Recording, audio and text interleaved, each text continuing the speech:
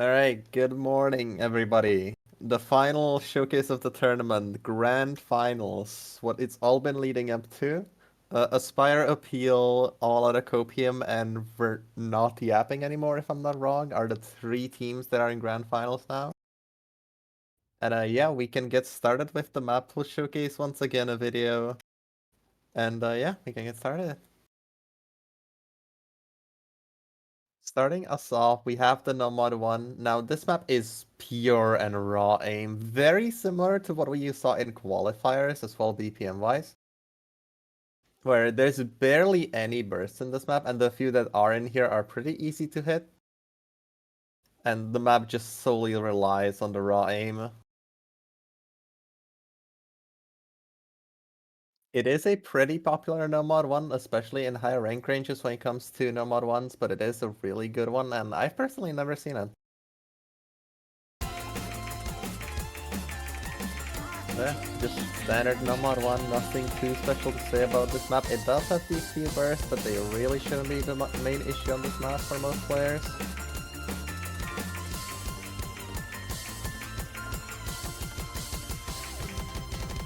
And yeah, that's gonna be that. Now Nomad 2, Sudden Transition. Sudden Visitor, very popular map, very popular Nomad 2, and is just raw stamina. It is lower BPM than some of the ones you've seen in the tournament so far, such as, I believe, semifinals Nomad 2, which was 190. But yeah, realistically, this map shouldn't give issues to too many tapping players. It has some bits of finger control, it has flow aim, it's mostly just a mixed Nomad 2 of kind of everything, which should give a decent challenge to a lot of the players in Grand Finals. I'm definitely excited to see some of the players on this map. Moving on from that into the Nomad 3. Another somewhat mixed ult map, being more so on the snap ulti side, but also having a lot of flow in it.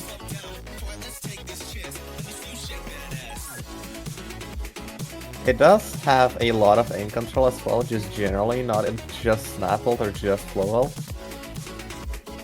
Again, another pretty popular map, but also a really good ult test. And it is a type of ult map that I've not actually pulled in this tournament yet. We've seen snap ult, we've seen flow ult, we've not seen aim control snap ult. Yeah, another map that's gonna be interesting to see, especially for teams that have ult players. Moving on to No Mod 4, we have Hydra, which this is just slider tech with a lot of mech tech in it as well. This is balanced out by the map later in the pool. This map does heavily rely on both types of tech though, even despite that.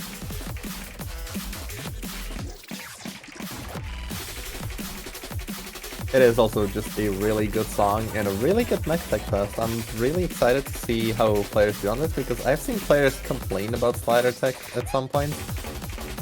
So now you're finally getting the mech tech map you've been wanting so much.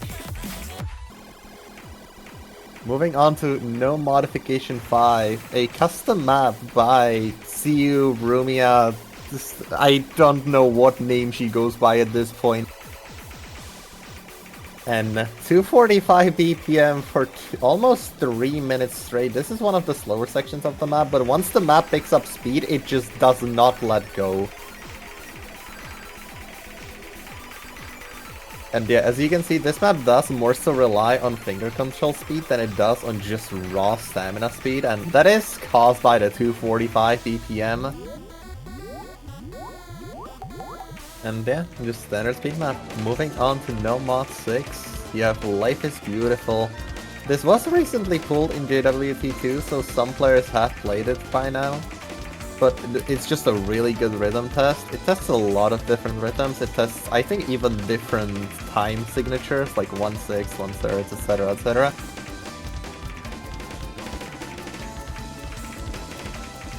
And yeah, also just lower AR and higher OD. Pretty hard to act personally. I have no idea how Dragonfire got this score.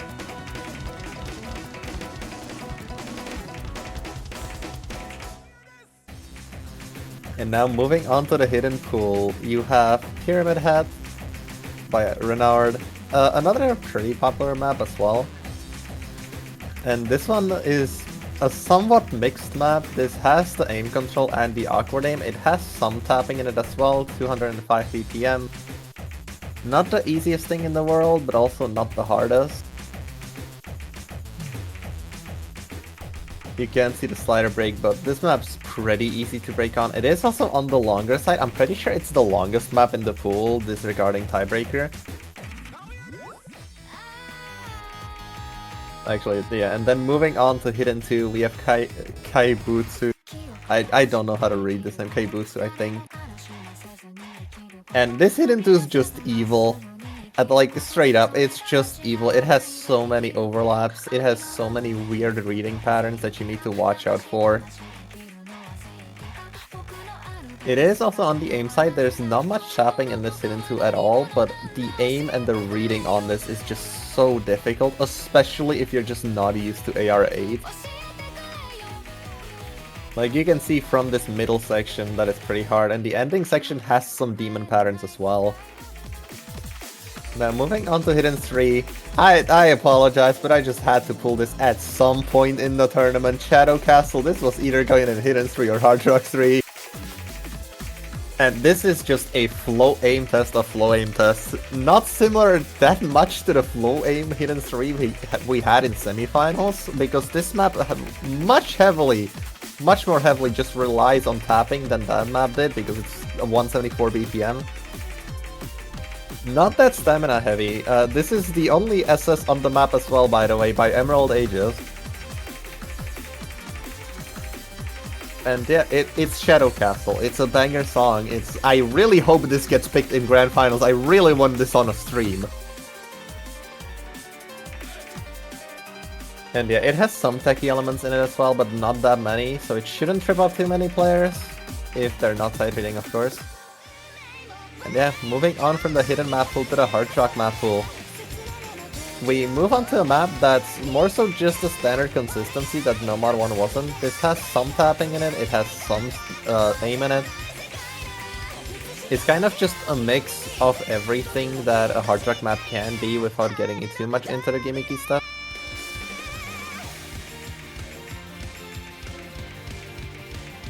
And yeah, not much to say about this one, it's just standard consistency map. Not that hard to act either, this is gonna be a combo test where the players can FC or not. But yeah, we'll see how this goes in Grand Finals. A map that's pretty simple compared to everything else that's in this pool. Especially the map that follows this one, which is a solo cup hard rock precision.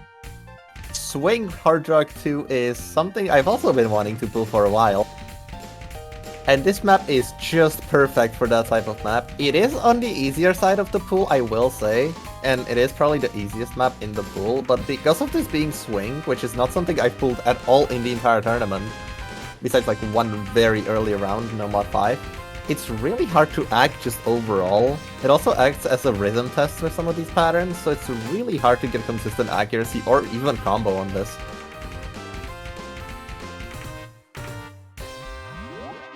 So yeah, that's gonna be your Hard Rock 2. And now Hard Rock 3.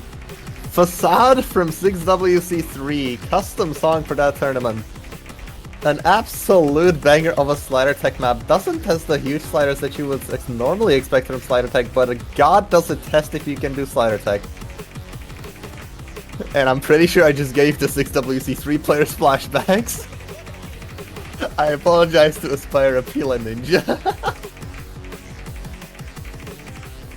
But yeah, this map is just absolute demon if you can't play Hard Rock. I have tried this for like 3 hours and still can't get above like 200k.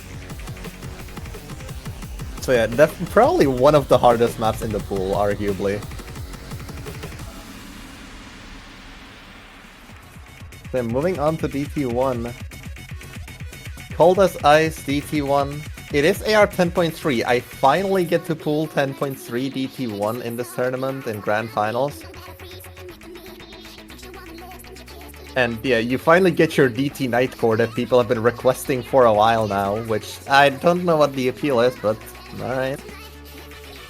And this is just standard aim test. There's barely anything gimmicky in here. There's even not that many bursts. There's very few and far between, and it's just 10.3 aim, nothing too much to say. It does have aim control patterns in it as well to not make it that easy for some of the players that are really confident on 10.3.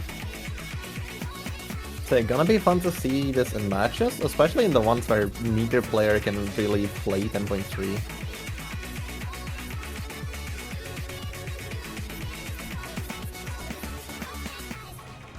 Okay, moving on to DT2. Now, this is why No Mod 5 was the finger control map that it was, because this D2, despite being only 207 BPM, it is really stamina heavy.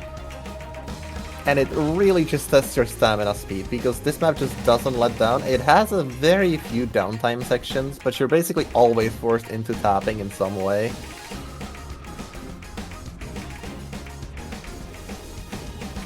And yeah, it's just really heavy stamina speed, not much else to say about this one. Moving on to DT3, something that's the exact opposite of the DT2. Being just raw finger control. There are some speed patterns in this, but it's not that heavy. Also, yeah, obviously Tatsune Miku goes play to the audience. It's a very popular map, especially for like free mod 2s if you know some of the lower difficulties. But yeah, it just tests finger control really nicely. Tests a bit of other DT skills as well. You have a little bit of aim, you have a little bit of speed. And yeah, just standard finger control, not much else to say about this one either.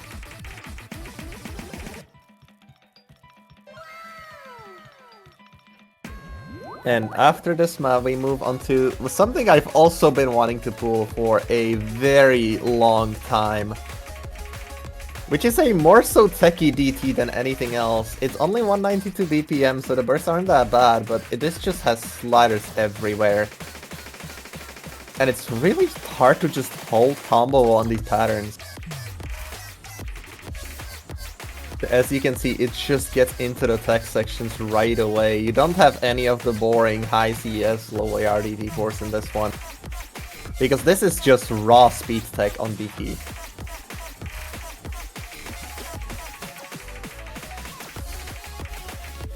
And yeah, it's a skill set I've been wanting to pull for a while now, just because Tech DT is such an interesting skill set, and not something that you see very often. I've personally never seen Tech DT in 6th Edition.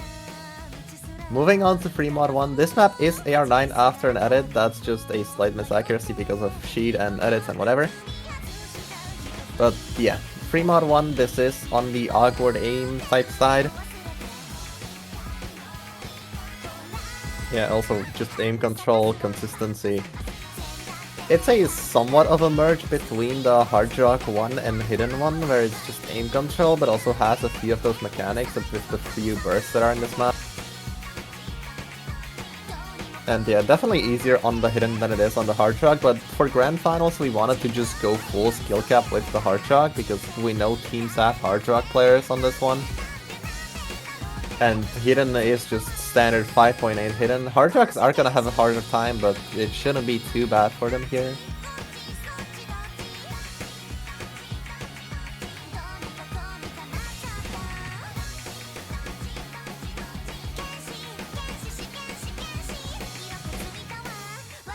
And yeah, not much else to say about this one. Moving on to Free Mod 2.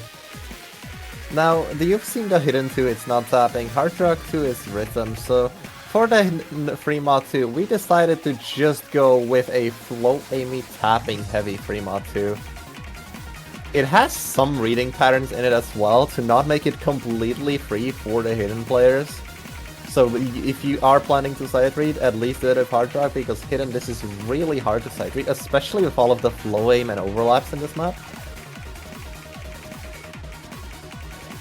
It is definitely something that I could absolutely see some insane human being just trying to easy hit an FC, and I wouldn't be surprised if we saw that.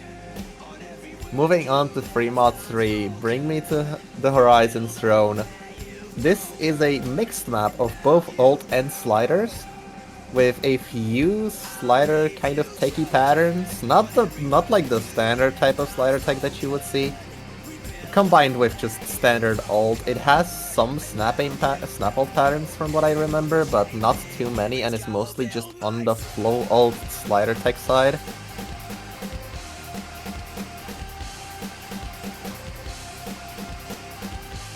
And yeah, not much else to say about this one.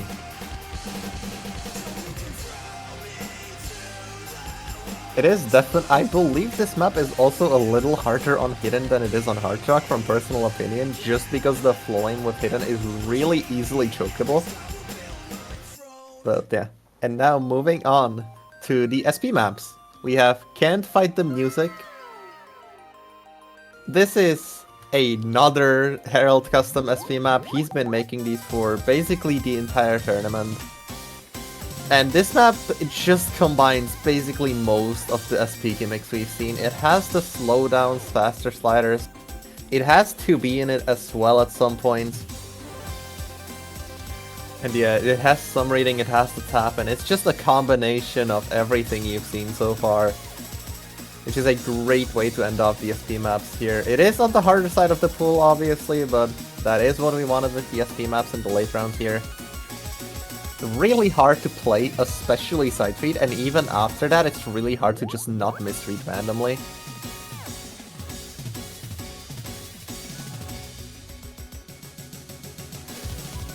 And yeah, this is, I hope this gets picked just because SP and Grands. Moving on to the SP2, which is Alfheim. This has unironically been used in tournaments as a hidden, as like a no mod 6 type map. I know Klars has used this a lot. And it's just basically a memory map with sliders, where you just have to memorize where the sliders go, how they jump around. You can somewhat read this with the rhythm, but some of these sliders are a pain to try and read, because they just jump around so quickly and unpredictably.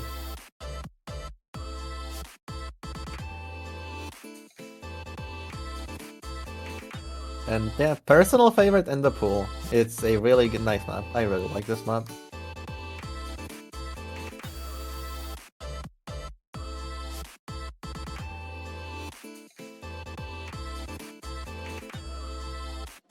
Also, it does. I don't know why, but Dragonfire's cursor looks like it's glitching back and forth.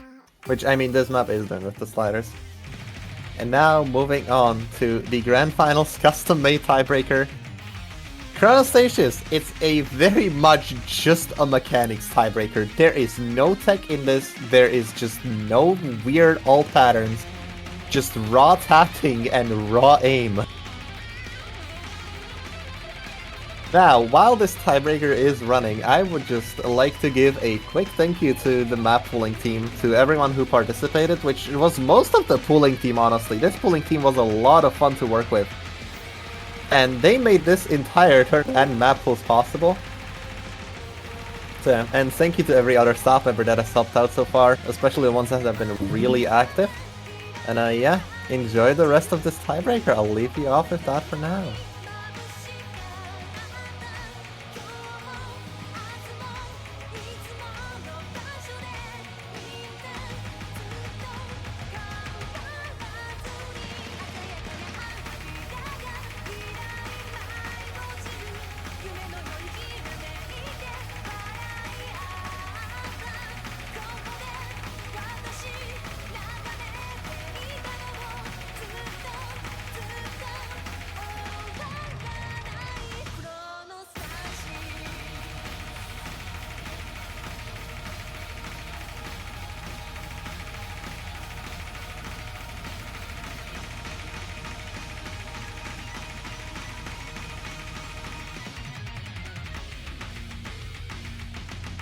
And with that, thank you everyone for playing in the tournament, watching the Mappool showcase, and we will be seeing you in the grand final streams in a few days. So goodbye for now, we'll see you later.